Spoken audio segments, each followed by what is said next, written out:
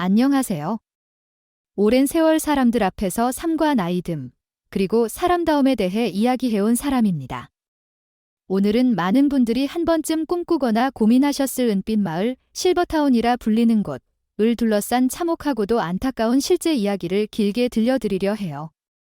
보통 은빛 마을에 들어가는 것을 화려한 노년을 보장하는 길이라고 생각하시지만 그 안에서 외로움과 괴로움을 겪는 분들이 적지 않다는 현실을 꼭 전해드리고 싶거든요. 제가 오늘 들려드릴 이 길고 긴 이야기는 애초에 은빛 마을을 두고 광고에서 말하는 즐겁고 편안한 곳이라고만 믿었다가 마음의 상처를 안고 돌아오신 어떤 어르신의 생생한 체험담과 또 여러 가지 실제 일화를 엮어 만들었습니다. 이 이야기가 조금이나마 누군가에게 도움이 되고 더 나은 선택을 하는데 길잡이가 되길 간절히 바라며 이야기를 시작해 볼게요. 요즘 들어 어디서든 은빛 마을 알림이 부쩍 많아진 듯합니다. 특히 나라가 그동안 막아놓았던 분양형 은빛 마을을 다시 풀어줄 듯한 흐름이 만들어지면서 오랜만에 어르신들을 위한 화려한 곳들이 속속 재등장하고 있어요. 새롭게 짓는 곳마다 최고급 시설과 온갖 편리한 모임터, 각종 부대 시설을 내세우면서 은빛 세대의 시선을 강하게 붙잡고 있습니다. 그러다 보니 자연스럽게 나도 그곳에서 노년을 평안하게 보낼 수 있을까? 라고 궁금해하는 분들이 꽤 늘었지요. 광고만 보면 그야말로 꿈결 같은 곳이에요. 잘 차려진 식사에 의료진 대기, 반찬 걱정도 없고 외로울 틈도 없어 보이고 또 동아리나 문화체험이니 다양한 활동이 가능하니 말이죠. 하지만 그곳에 직접 들어가 살아본 분들의 얘기를 들어보면 그 빛나는 포장 뒤에 보이지 않는 그림자가 결코 작지 않다는 겁니다. 오늘 이 자리에서 제가 들려드리고 싶은 건 어느 시점에는 이보다 더 좋을 순 없다며 은빛 마을을 은근히 동경했다가 막상 들어가고 나니 상처만 가득 안고 떠나오신 어떤 분의 이야기예요. 그리고 더 나아가서 나이 들어 우리가 살 곳을 고를 때 어떤 부분을 따져봐야 하는지에 대한 실제적이고 알찬 제안을 한번 해보려 합니다. 오늘 소개해드릴 분은 김말순 할머니이십니다. 이분은 스스로를 크게 꾸미거나 포장하지 않고 늘 수수함을 지키며 살아오셨다고 해요. 원래는 작은 시골 마을에서 평생을 보내셨는데 남편이 세상을 떠나고 자녀들은 각자 먼 도시에서 바쁘게 지내다 보니 혼자 남은 시골집에서의 하루하루가 너무 쓸쓸하게 느껴지셨대요. 그래서 남편이 남겨주신 조금의 재산과 자녀들이 보태준 돈을 모아서 은빛 마을에 들어가기로 결심을 하셨죠. 맨 처음엔 당연히 그 화려한 시설물과 안전장치, 의료진 상주, 더구나 같은 어르신들끼리 어울리며 인생 후반전을 즐길 수 있다는 기대감에 가슴이 들뜬 것도 사실이라고 해요. 그런데 실제로 살기 시작하고 나니 처음의 설렘과 달리 여러 가지 부조리함이나 불편함이 하나둘씩 눈에 들어오기 시작했습니다. 가장 먼저 부딪힌 건 입주 조건 자체가 생각보다 까다롭다는 것이었죠. 나이가 어느 범위 이상이면 새로 들어오기가 힘들고 한창 움직일 수 있거나 기억력이 크게 나쁘지 않아야 한다는 등 할머니가 어르신들을 위해 만든 시설이라더니 정작 몸이 많이 불편하거나 깜박증, 치매에 걸리면 못 들어온다니 말이 되나 하고 어이없어 할 정도였대요. 게다가 매년 치매 검사를 받아야 하고 혹시라도 결과가 안 좋게 나오면 더 머무를 수 없다는 식으로 밀어내는 규정도 있었다고 하네요. 막상 할머니 나이에는 아직 요건을 충족하셨지만 나중에 더 나이 먹어서 혹시라도 몸이 부쩍 안 좋아진다면 결국 나는 그들에게서 버림받는 꼴이겠구나 하는 껄끄러운 마음이 계속 들었다는 거예요. 하지만 그럼에도 불구하고 주변에서 여기에서는 정성스러운 식사도 제공되고 갑자기 아파도 바로 돌봄을 받을 수 있고 게다가 각종 문화활동도 많으니 외로울 틈이 없으실 거다라는 권유가 계속 이어지니까 결국 결심을 바꿀 수는 없었죠. 그리고 실제로 처음 들어가서 한 달 정도는 꽤나 즐거웠다고 합니다. 매일 정갈하게 차려진 음식을 먹고 운동도 하고 목욕을 편하게 할 수 있는 시설이 있고 거기다가 마음 맞는 사람들을 조금씩 알아가면서 나도 이제 여생을 이런 곳에서 잘 지낼 수 있겠구나 싶었다고 해요. 그런데 사람이란 게 결국 사람들과의 관계 속에서 살아가는 존재다 보니 이런저런 삐걱거림이 곧 찾아왔습니다. 예를 들어 어느 날은 친하게 지내던 옆집 할머니가 자식 자랑을 하도 늘어놓으니 듣다가 못 참고 한마디 했다가 되려 미움을 샀다든가 혹은 은빛 마을 주민들끼리 서로 험담하고 뒷이야기를 하는 문화가 꽤 심해서 말순 할머니 마음에 큰 상처를 입혔다든가 하는 일이 많았다는 거죠. 또 이곳 사람들은 생각보다 지나치게 겉모습에 신경을 쓰는 경향이 있어서 할머니가 편안한 옷차림으로 식사 자리에 나갔다가 몰래 뒷말을 듣게 된 적도 있다고 해요. 저 할머니는 옷차림 하나 제대로 안 하고 다닌다, 자식들이 신경 안 쓰나 봐서 명품 하나 못 걸친다, 이런 식의 말이었죠. 그걸 들은 말순 할머니가 뒤에서 참지 못하고 화를 내셨고 그 이후로는 더욱더 은근히 따돌림을 당하셨다고 합니다. 그러다 보니 늘 마음이 불편하셨고 결국 여기는 내 마음이 편하지 않다. 아무리 시설이 좋아도 매일같이 스트레스를 받으니 뭐하러 여기서 살겠나 하는 생각이 강해졌죠. 결론적으로 말순 할머니는 계약 기간이 아직 남았음에도 위약금을 물고서라도 다시 시골집으로 돌아가 버리셨답니다. 그때 느낀 해방감이 얼마나 컸을지는 짐작하고도 남지요.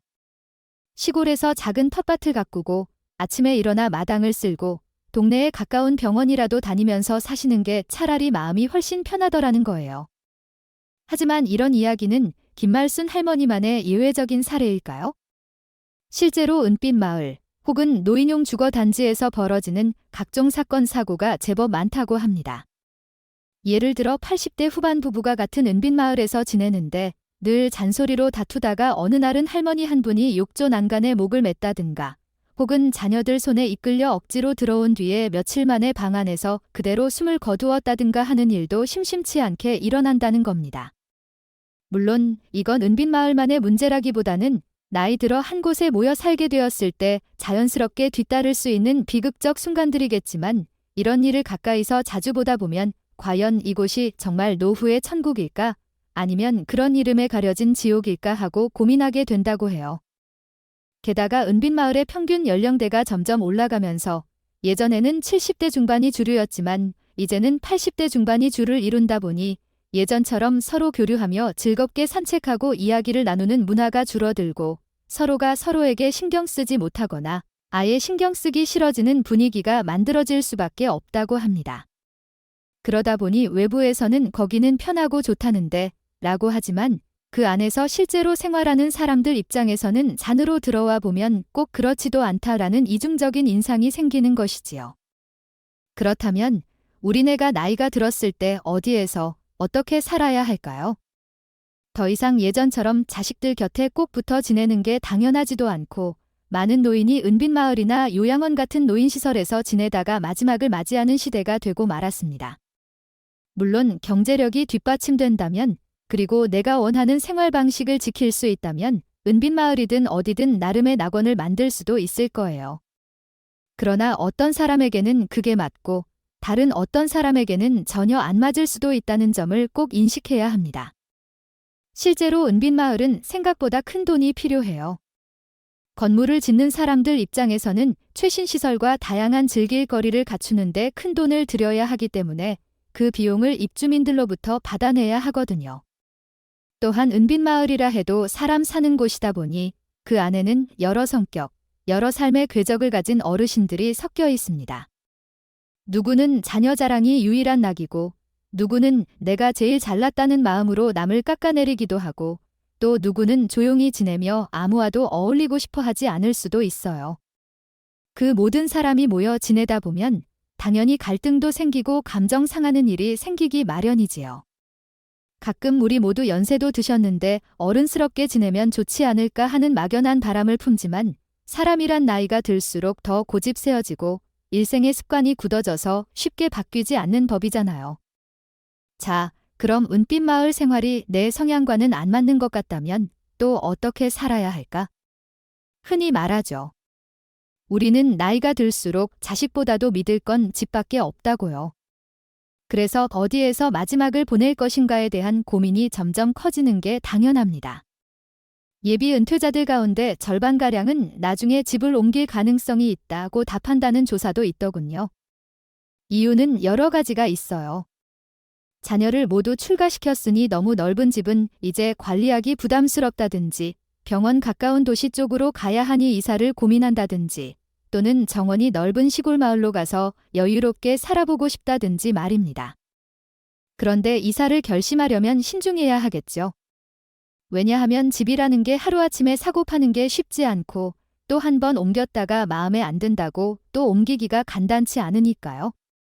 그래서 나중에 몸이 불편해지고 돌봄이 필요해졌을 때 그 비용을 마련하기 위해 집을 팔아야 하는 상황이 올 수도 있다는 현실까지 염두에 둬야 합니다. 내 집이 오래되었거나 혹은 너무 크고 관리도 힘들다면 차라리 노후용 집을 따로 알아보는 게 현명할 수 있어요. 사람이 나이 들면 계단 오르내리는 것도 불편해지고 여기저기 수리가 자주 필요하면 신경 쓸 일이 늘고 전반적으로 피곤해지거든요. 많은 분들이 자녀랑 같이 살아야 하나를 놓고도 고민하시는데 이것도 마찬가지입니다. 함께 살면 먹고 자는 비용 면에서 이점이 있고 또 덜 외롭다는 장점도 있지만 한편으로는 자녀의 배우자나 손주들과의 관계가 새로 생기면서 예기치 못한 갈등이나 스트레스가 생길 수도 있지요. 그래서 권하는 방법은 가까이 사는 것입니다. 완전히 같은 집안에서 부대끼기보다 걸어서 10에서 20분 정도 거리에 살면 필요할 때 쉽게 서로 도와줄 수 있고 손주도 종종 볼 수 있고 그래도 서로 지킬 선은 지키면서 적당한 거리를 두는 게 더 오래 잘 지낼 수 있는 길이라 생각합니다. 또 하나 아주 중요한 건 병원 접근성입니다. 어르신들이 아프면 걸어서 5분 거리에 병원이 있으면 좋겠지만 그게 좀 어렵다면 적어도 자동차로 30분 이내 거리에 응급이든 일반 진료든 볼 수 있는 곳이 있어야 한답니다. 젊을 때야 대중교통 몇 시간도 버틸 수 있지만 나이 들어 여러 질환을 달고 살게 되면 자주 병원에 들러야 하기 때문에 멀리 오가기가 쉽지 않아요. 그래서 내 집 선택할 때 주변 병원 사정부터 꼼꼼히 살펴봐야 합니다. 그리고 복지관 근처에 살면 좋다는 이야기도 합니다. 왜냐하면 복지관에서는 다양한 놀이, 교육, 식사, 돌봄까지 한 곳에서 해결해주는 경우가 많거든요. 나라에서 지원도 꾸준히 들어가니 프로그램이 저렴하거나 무료인 경우도 있고 여러 같은 또래 사람들과 친구가 되어 심심함을 달랠 수도 있습니다. 일본의 경우에는 복지관 근처 집값이 오히려 높다는 얘기도 있대요. 그만큼 노년의 복지관이 삶의 질을 높여주는 핵심 공간이 되기 때문이죠. 게다가 나이 먹을수록 집에서 머무는 시간이 길어질 텐데 집 근처에 공원이나 산책로라도 있으면 가벼운 걸음으로 바깥바람을 쐬고 돌아오는 것만으로도 정신 건강에도 큰 도움이 됩니다. 집 안에만 틀어박혀 있으면 우울감이 깊어질 수 있잖아요. 그래서 땅값 비싸고 복잡한 곳이라도 집 근처에 산책로나 공원 하나쯤 있으면 노년기에 훨씬 삶이 나아진다고 하더라고요. 결국 정리하자면 은빛마을이 광고처럼 꼭 지상낙원은 아니며 그 안에서 느끼는 고독도 있고 엄청난 비용 부담도 있다는 점을 반드시 알고 결정해야 합니다. 만약 그 생활 방식이 내게 잘 맞아서 남들과 거칠애나 자녀 자랑 경쟁 같은 것도 어느 정도 받아줄 수 있는 성격이라면 그곳이야말로 편한 곳이라고 보실 수도 있어요. 혹은 반대로 나는 자유롭게 텃밭도 가꾸고 굳이 내가 원치 않는 인간관계 속에 묶이고 싶지도 않다라고 생각하시는 분이라면 오히려 도시의 작은 아파트나 시골집 혹은 자녀와 가까운 단지에 사는 게 더 나을 수도 있습니다. 지금 우리 시대에는 과거처럼 자식에게 노후를 전부 의탁하거나 꼭 요양원에 들어가야만 하는 것처럼 단순한 선택지는 점점 사라지고 있어요. 노인이 누리는 삶의 방식이 훨씬 다양해졌지만 그만큼 어르신들이 스스로 판단해야 할 문제가 많아졌지요. 특히 집에 대한 결정이야말로 인생에서 큰 비중을 차지하니 내가 무엇을 가장 중요하게 여기는지를 먼저 깊이 따져본 뒤에 움직이셔야 합니다. 자칫 주변의 유혹이나 남들은 은빛마을에 많이 간다더라는 말에만 휩쓸려서 들어갔다가 나중에 손해와 외로움을 한 번에 떠안을 수도 있으니까요. 김말순 할머니의 이야기를 다시 떠올려 봅시다. 처음에는 분명 기대에 부푼 마음으로 들어가셨지만 사람들과 어울리는 데서 오는 스트레스와 거칠애에 대한 지나친 의식, 계속되는 뒷말과 험담, 매년 받게 될지도 모르는 치매 검사에 대한 불안감 등을 겪으며 결국 위약금을 내고까지 나와 버리셨습니다. 그 후 할머니가 시골로 돌아가 마음 편히 차를 마시며 작은 마당을 쓸고 좋아하는 텃밭을 가꾸고 이웃들과 푸근하게 지내는 모습이 훨씬 행복해 보였다고 해요. 결국 내가 편해야 그게 천국이지. 남들이 보기엔 천국 같아 보여도 내가 불편하면 지옥이다라고 말씀하시더군요. 이렇듯 은빛마을은 누군가에게는 맞을 수도 있지만 또 누군가에게는 전혀 어울리지 않을 수도 있습니다. 게다가 그 안에서 벌어지는 크고 작은 비극은 우리에게 인간관계와 삶의 마지막에 대해 깊이 생각하게 만들어요.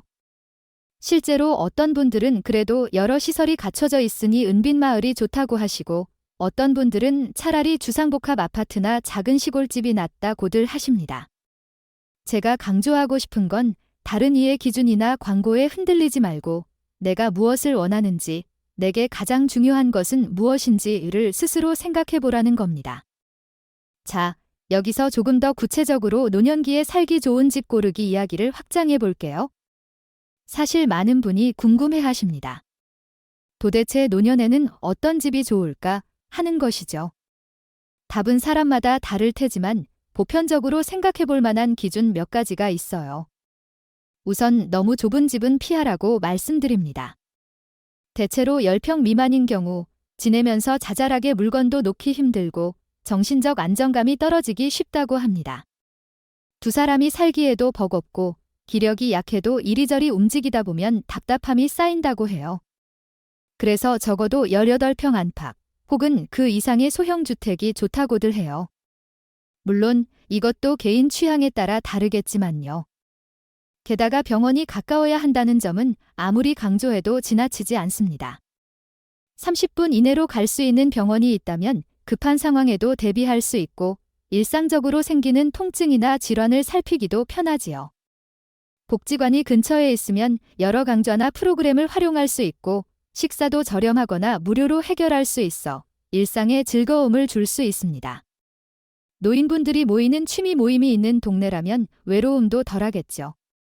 어느 분은 어린 시절에 학군이 좋아야 집값이 올라가지만 노년에는 복지관 근처가 명당이다라는 말을 하시더군요. 그리고 가능하다면 공원이나 산책로, 작은 자연을 가까이 두는 것이 좋아요. 매일 집 안에만 있으면 답답하고 햇빛을 못 보면 마음도 울적해지고 몸도 더 나른해집니다. 짧은 산책이라도 규칙적으로 하다 보면 심장 건강에도 좋고 뇌기능 유지에도 이롭다고 전문가들은 입을 모읍니다. 또 주변에 시장이나 마트가 있어야 편리하게 장을 볼 수 있어요. 어떤 분들은 너무 외진 시골로 가셨다가 막상 나이 들어 장 보러 나갈 수도 없고 외부 소통도 어려워서 외로워지는 경우도 많습니다. 자녀와는 아까 말씀드린 것처럼 거리를 적당히 두는 게 좋다고 봐요. 어느 날 갑자기 사별을 해서 혼자가 되면 그때 아이들 근처로 옮겨갈 수도 있겠지요. 하지만 미리부터 나는 무조건 자식이랑 살아야지라고 가정해두면 나중에 혹시라도 생각만큼 호의적이거나 편안하지 않게 될 때 상처를 더 크게 받을 수 있습니다. 자녀 부부와의 관계는 아무리 좋아도 생활 습관이나 가치관 차이가 틀어질 수 있거든요. 차라리 근처에 살되 같이 살지 않는다 정도로 선을 잡아두는 게 어떨까 권하고 싶어요. 물론 돈이 넉넉한 분들은 어디든 마음이 이끄는 대로 가서 필요할 때 도움을 사서 받을 수도 있습니다. 하지만 대부분의 사람들은 재정에 한계가 있고 물가도 계속 오르니 되도록 지출을 줄이면서도 행복을 챙기는 쪽을 찾아야 하는 게 현실입니다. 그러다 보니 대안이 될 수 있는 곳으로 복지관을 비롯해 저렴한 취미 모임이나 돌봄 서비스를 제공하는 곳을 자연스럽게 눈여겨보게 됩니다. 이건 은빛마을에 들어가는 것과 전혀 다른 생활 방식일 수도 있죠. 어떤 분은 은빛마을이 아니라 그냥 보통 아파트 단지 근처 복지관을 왔다 갔다 하며 친구들을 만나고 삼시세끼 반찬은 원하는 대로 해먹고 입고 싶은 옷 입는 게 훨씬 편하고 좋더라고도 하시니까요. 그래서 다시 한번 이야기하지만 나이가 들수록 가장 중요한 것은 나의 마음이 평온한가입니다. 겉보기에는 멋지고 화려한 은빛마을 시설이라도 내가 매일 사람들에게 시달리고 비싸고 싱거운 음식만 먹어야 하고 혹여 깜빡증 검사에 마음을 졸여야 한다면 그건 내게는 지옥이 될 수도 있어요. 반대로 시골이나 작은 도시의 검소한 집이라도 내게 맞는 속도로 생활하고 자주 가는 병원이 있으며 때때로 이웃과 정겹게 지낼 수 있다면 거기가 나만의 천국이 될 수도 있겠죠. 물론 여기서 그럼 은빛마을은 전부 나쁘다라고 단정하는 건 아닙니다. 실제로 은빛마을에서 만족스럽게 살고 계신 분들도 분명히 있고 그곳의 장점을 최대한 누리시는 경우도 있어요. 예를 들어 몸이 불편하거나 특별한 관리가 필요할 때 은빛마을에서는 응급 호출 시스템이 잘 되어 있다든지, 매일 밥 차려 먹는 게 힘든 분이라면 식사 제공을 큰 편리로 느낀다든지, 또 여러 활동 프로그램이 마련되어 있어 외로움을 줄일 수 있다든지 하는 이점이 있거든요. 다만 그것이 전부가 아니며, 한편에는 인간적인 갈등과 개인적인 외로움, 비용 부담의 문제도 함께 존재한다는 사실을 꼭 명심하시면 좋겠습니다. 결국 결론은 나에게 맞는 노후 생활 방식을 찾아야 한다는 것이고, 은빛마을이 꼭 천국이 아닐 수도 있다는 점, 그리고 우리가 집을 고를 때 생각해야 할 구체적인 몇 가지 기준, 병원, 복지관, 공원, 크기, 자녀와의 거리 등들을 고려하길 바란다는 겁니다. 저는 이 이야기를 들으면서 김말순 할머니가 마지막에 시골집으로 돌아가 조용히 보리차를 마시며 행복해하셨다는 장면이 참 오래 기억에 남습니다. 처음에는 큰 기대를 품고 은빛마을에 갔지만 결국 자신에게 맞지 않는 곳에서 돈과 마음을 다 써버렸고, 뒤늦게라도 돌아와서 삶의 소소한 행복을 찾아가고 계시다는 점이 인상적이었어요. 그리고 우리가 흔히 뉴스나 광고에서 보는 은빛마을 광고는 더없이 멋지지만 그 뒷면에는 서글픈 이야기도 많다는 것, 평균 연령이 높아지면서 생기는 여러 가지 문제, 또 모두가 화려하게 차려입고 식당에 모여 식사해야 하는 관습 같은 것도 가볍게 넘길 수만은 없다는 것, 이런 점들을 여러 사례를 통해 확인하셨으리라 믿습니다. 돈이 많으면 뭐든 해결될 거라고 생각할 수 있지만 정작 인생의 후반전에는 돈만으로 해결 안 되는 정서적 문제와 인간관계 고민이 더 크게 다가오기도 하거든요. 바로 이 대목에서 우리 각자가 행복한 노년이라고 하는 것은 어떤 형태여야 하는지 더 깊이 생각하게 되는 것 같아요.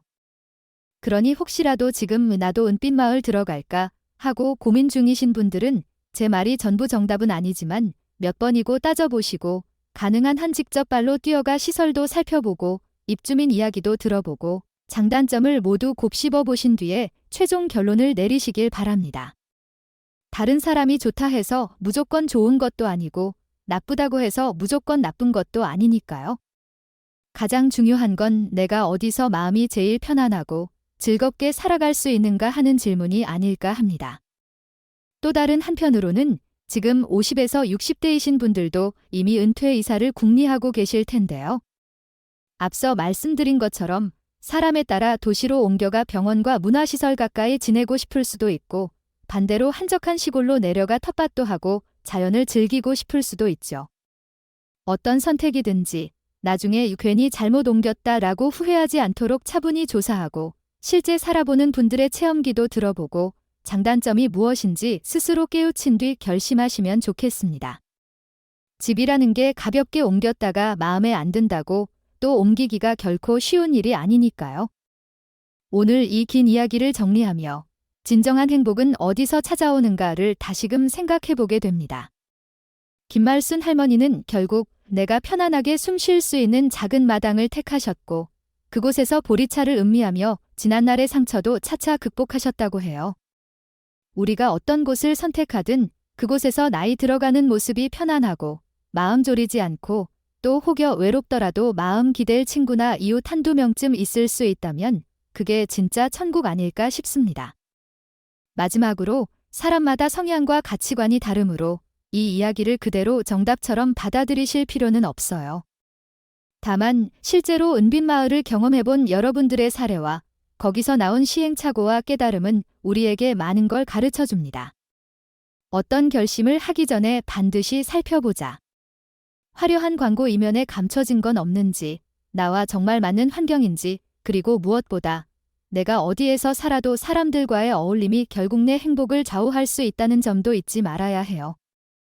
오늘 이야기가 꽤 길었는데 그래도 끝까지 들어주셔서 감사하고, 주변에 이 문제로 고민하는 분들이 계시다면 꼭 한번 들려주시면 어떨까 싶습니다. 우리 모두가 나이 들어서도 하루하루를 기쁘게 살아갈 수 있는 길은 예상외로 가까이에 있지만 때로는 생각보다 어렵기도 해요. 그래도 한 걸음 한 걸음 미리 알아보고 대비한다면 훨씬 더 나은 노년의 삶을 영위할 수 있으리라 믿습니다. 언제나 여러분의 나이듦과 삶을 응원합니다. 부디 스스로를 더 살피고 내 마음이 편안해지는 길을 찾으시길 바라요. 긴 시간 함께 해주셔서 고맙습니다. 이렇게 오늘 긴 이야기를 마무리하겠습니다. 지금까지 들어주셔서 진심으로 감사드립니다. 언제나 스스로 행복한 길을 찾아 나가시길 진심으로 기원합니다. 제가 늘 드리는 한마디처럼 나이 들어도 내 마음은 푸르고 자유롭고 싶잖아요. 그러려면 나에게 맞는 집과 환경, 그리고 사람들 속에서 살아가는 게 참 중요하니까요. 앞으로도 삶과 지혜에 대해 더 이야기를 나누고 싶으시다면 언제든 다시 찾아와 주시길 바랍니다. 여러분의 소중한 노년을, 그리고 하루하루를 진심으로 응원하겠습니다.